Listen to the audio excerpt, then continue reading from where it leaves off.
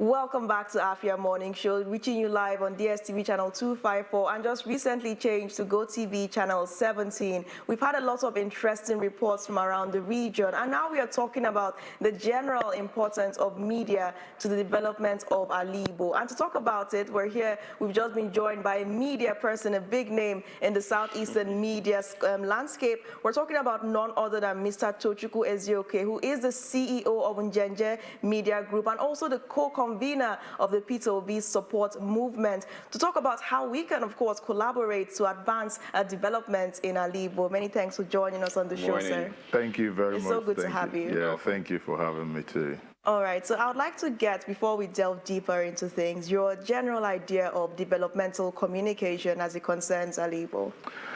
Well, the media is a very key and essential part of development, and no nation, not the Igbo nation, or as some would say, Alaigbo, would develop without effective communication or media engagement out there, because for people to know what the government is doing, you need the media to disseminate the information.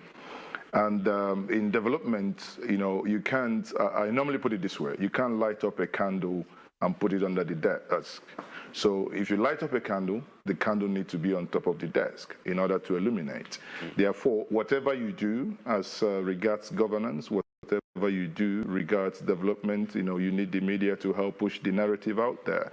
So, narrowing it down to the Southeast is nothing also much different than the generic way of that explanation. All right, but let's bring it back to the fact that the Southeast has been marginalized for a really long time. And I know that your platform used to engage as citizen journalism, which involves letting the people be a part of telling the story. Yeah. So I'd like you to tell us the role of citizen journalism in creating like mini media houses in various homes. You see, the mainstream media, obviously haven't played in that arena. You have editors, sometime before you get your story out, the points that it needs to go delays it. And you can see now the social media and the new media, as it's called, comes in. Well, I have my mobile phone and there is an accident here. I'm there, you're reporting on the scene. Whereas in the mainstream media, you need to, obviously get the tape out, get to the studio, somebody okays it, is it, good to go? You probably lost 2-3 hours in that process. So in doing that, in the citizens reporting platform, in that sense, you get, it's about time, it's about speed. And you can see now that that space, it's somewhat taking over the mainstream media. And you can see the mainstream are now, playing a catch-up. I recall about 4 years ago, Omo Elisha, a good friend of mine, made a statement when there was this journalism gathering in Lagos. He said, in a few years' time, some of you will be begging us for stories. And, when you think about it, it didn't probably click in. But over the time, you see that when he started publishing, he's online.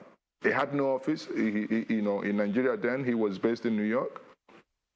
And when he started publishing some of these things, people began to quote Sahara reporters as their source of those information, whereas before, it's only when you see them on the print or on NTA before you think, oh, it's real.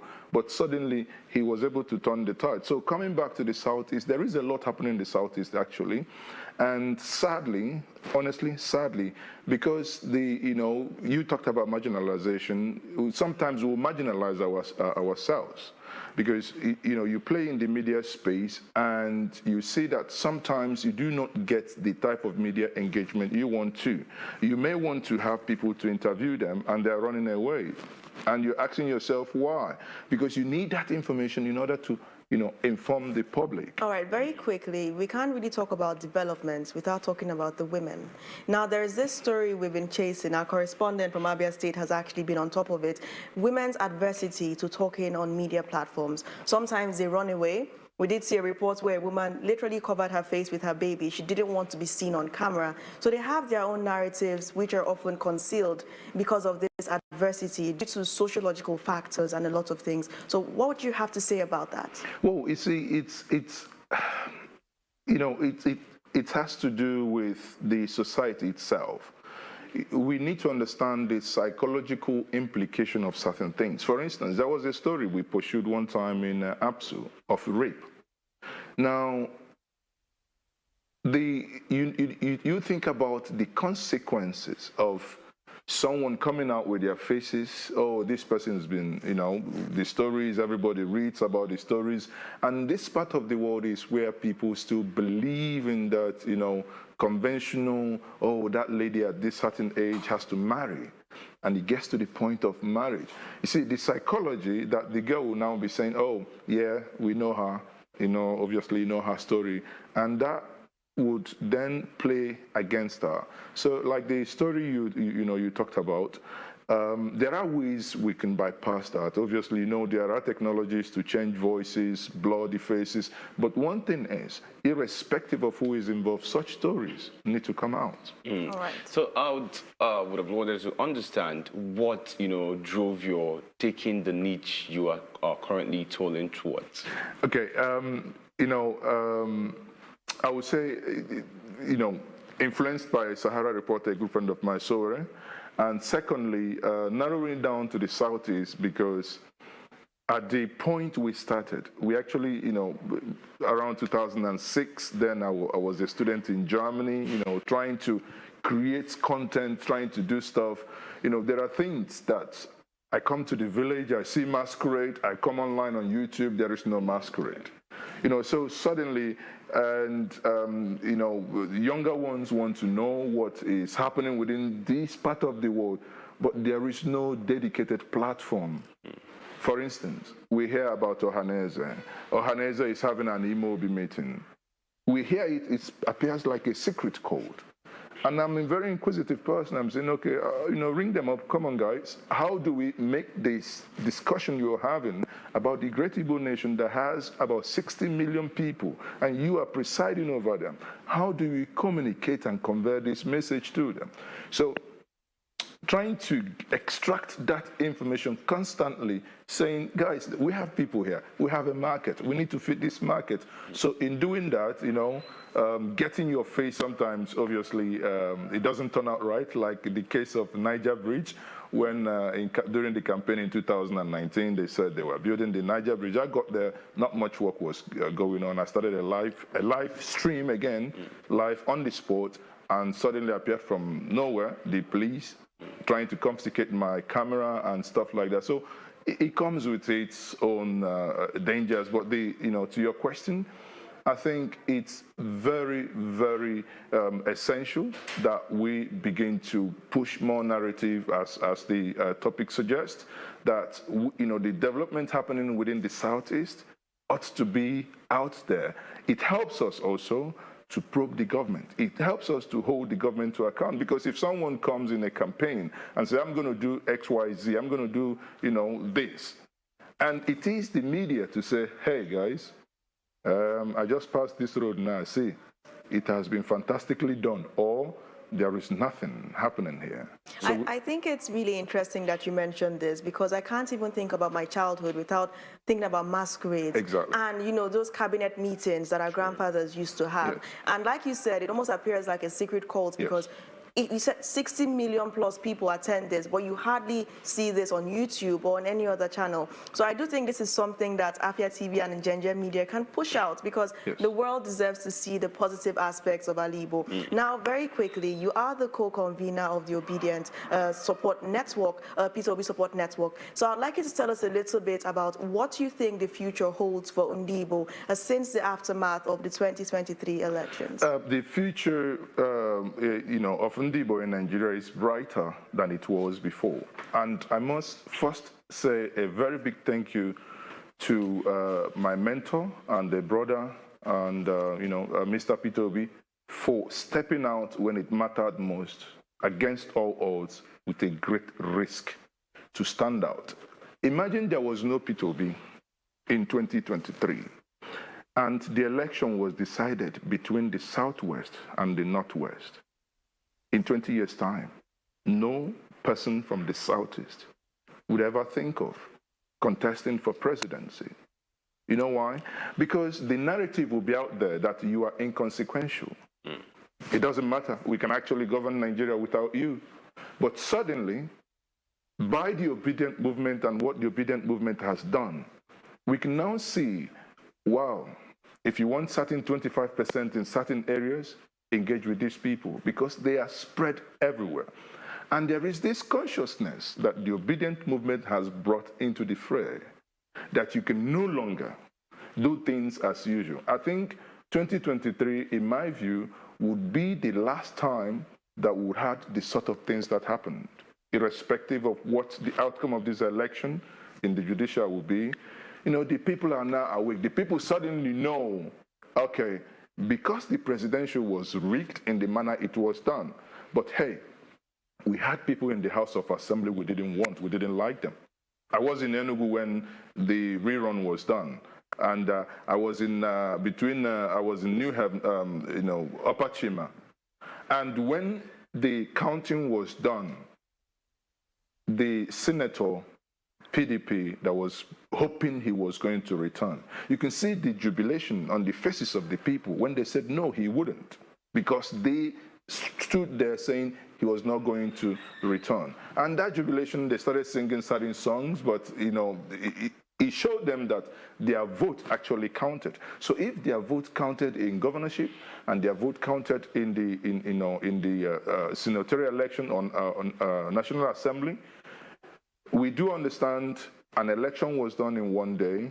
Two worked. The plug for the one in the middle was pulled. That's a setback.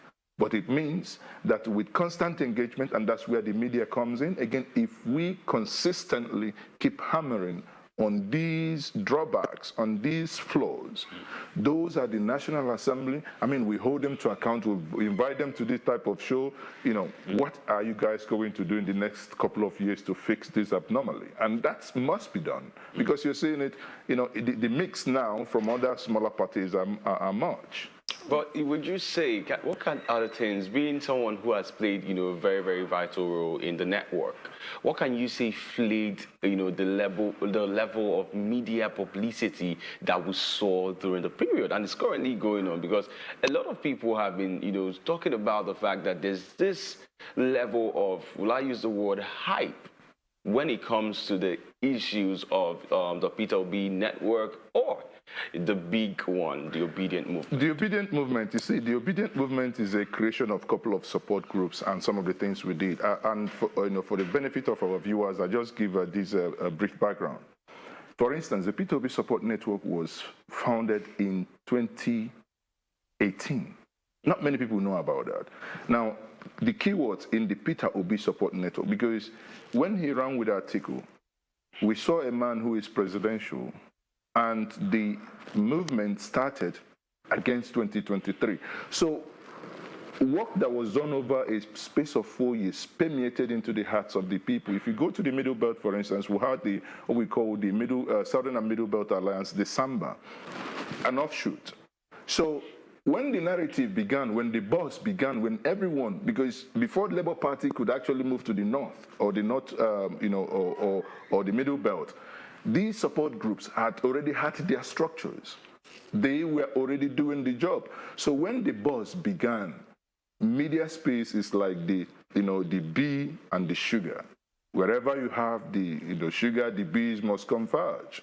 So where there is the news, and when you look at it, you look at your dashboards, you see what are the people talking about. And every day you see Peter Obi trending. You look your mentions. Your mentions are showing Peter Obi consistently on the top. Unless you do not want to sell your market, there is no way you can ignore. So eventually it became a brand that no one could ignore. And that is not only in Nigeria. Obviously, following him around, we've gone around the globe, Europe and beyond. And everywhere you went, the people wanted a change. An offshoot of the NSAS, when people's voice were held down. And here is a man who says, we're going to do things differently. He didn't basically promise much. He said, only thing is that we are going to do things differently. And he hasn't stopped. You see his response on Arise TV regarding the Minister of Information, Lai Mohammed. He's now quarreling with Lai Mohammed for the amount he spent in going to Washington and London, as opposed to bothering about the accusation of treason. Because thinking, you guys, we could have used this money to build more schools, to help our people, but here we are spending this money on Jamboree, accusing someone that you knew his house address in Onitsha, that if there is anything, if you want to invite him, you know where to find him. You have his telephone numbers. You know everywhere he is at any point in time, and you didn't do that. But a quick one before Natalie comes in. Let's talk about what you feel the roles the media, moving on in the future, what the media can do in, reshaping and, of course, creating more awareness in the Southeast. Oh, you see, the role of the media in creating the awareness is very critical. The role of the media is information gathering, dissemination, and that is critical. However, there must also be the support from the people. To run a media house like here is not an easy feat. You have staff members to pay, you have, bills to pay, and I use the opportunity, to say, people of the Southeast, please engage the media in the Southeast. Because, give them support by way of, advertising on the platforms, because you need resources to run this.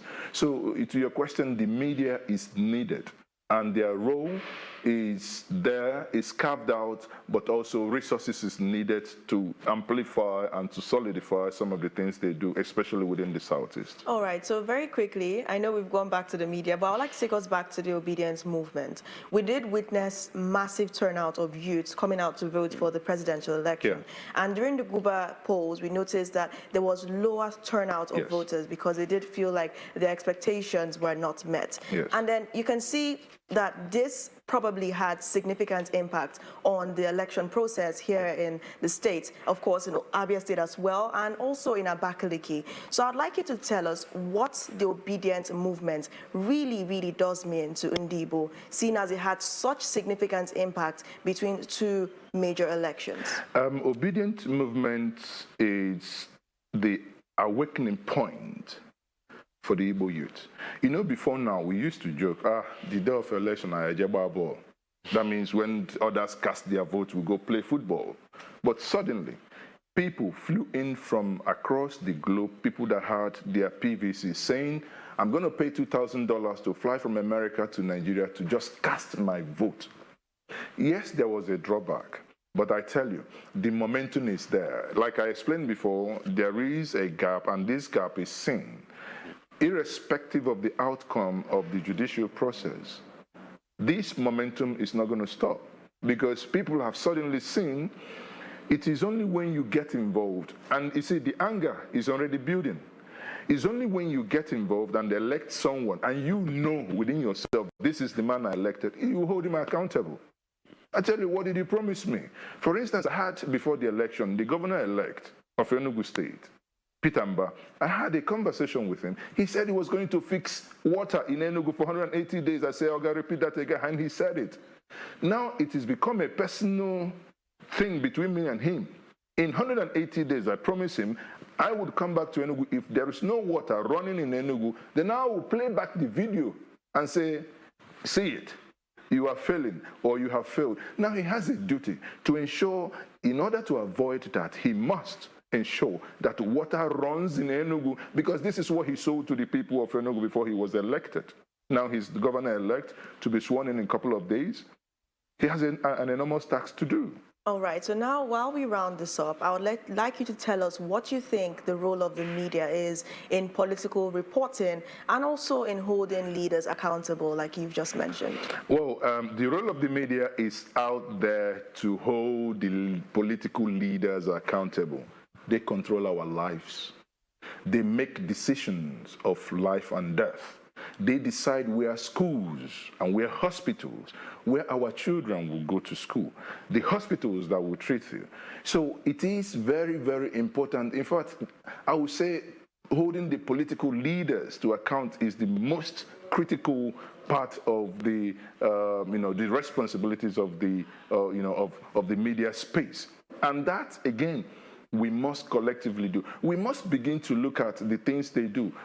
For example, before we came into the fray, Ebonyi State, we go to Ebonyi State, a lot of jobs are being done, but because there isn't that much media engagement, Ebonyi State is like, outside the southeast. And we moved in and we saw the infrastructures and we began reporting on it.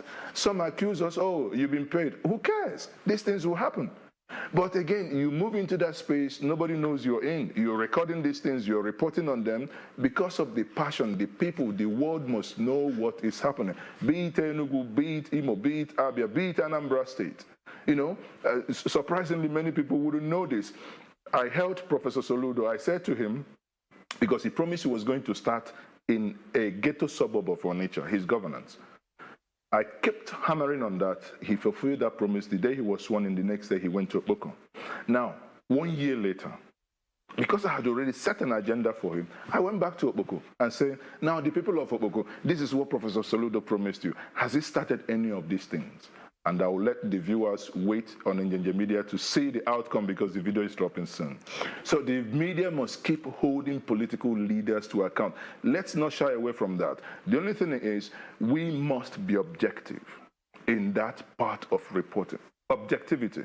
Because, we've done things that people would call you, Mazi, Njenje, oh, you people should have slanted the story this way. No, sorry, but this is what we saw. And that is the way the news is reported.